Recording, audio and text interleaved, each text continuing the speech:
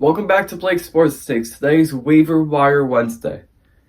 If you are unfamiliar how I do this, I use 3 hitters and 3 pitchers each week, and the only qualification is that they must be rostered in under 50% of ESPN fantasy leagues. The first guy I have is Josh Smith. Smith has been hot lately with a .356 batting average and a 1.034 OPS over his last 15 games. Smith is rostered in only 19.4% of the ESPN fantasy leagues. One useful skill of Smith's game is that he can play anywhere, having played every position besides pitcher and catcher so far this year.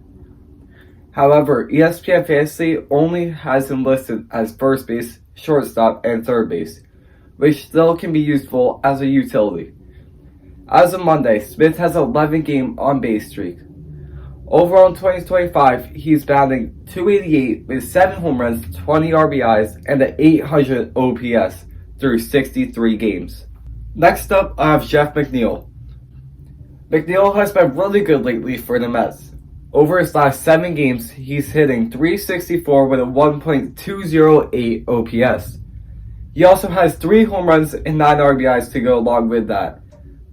In 41 games this year, the Flying Squirrel has 7 home runs, 22 RBIs, while maintaining a .264 batting average and an .885 OPS. The Mets' second baseman and outfielder has not had a negative fantasy points game in the month of June. McNeil is available in 80.8% of ESPN fantasy leagues. And my last hitter for this week, Alejandro Kirk. Kirk has been one of the best catchers in the MLB this year. In Kirk's last 15 games, he's batting .397 and has a .998 OPS. His power numbers aren't the best, but his contact numbers are really high. Although Kirk had a bad series versus the Phillies this past weekend, I wouldn't think much of it because of how good Kirk has done this year and the fact that most of the Blue Jays struggled in that series. Overall, across 58 games this year, Kirk has a .316 batting average with 5 home runs, 32 RBIs, and a .782 OPS. The first pitcher you should target is Clayton Kershaw. It surprised me when I saw that Kershaw is available in over 80% of fantasy leagues. In 6 games since returning from the IL, Kershaw has put up a .325 ERA, 1.30 WHIP, and 20 strikeouts. Kershaw's coming off 2 amazing starts back-to-back against the Giants and Cardinals, where he allowed 1 earned run over 12 innings and struck out a dozen. Kershaw is on the milestone watch when he takes the mound against the Padres tomorrow, where he's only a dozen Ks away from 3,000 in his career. Next up, I have Lance McCullers Jr. McCullers has had a terrific bounce-back year in 2025 in his first season pitching since 2022. He's posted a 4.91 ERA, which is down because of 1 rough outing against the Reds back on May 10th, where he allowed 7 runs while only recording 1 out.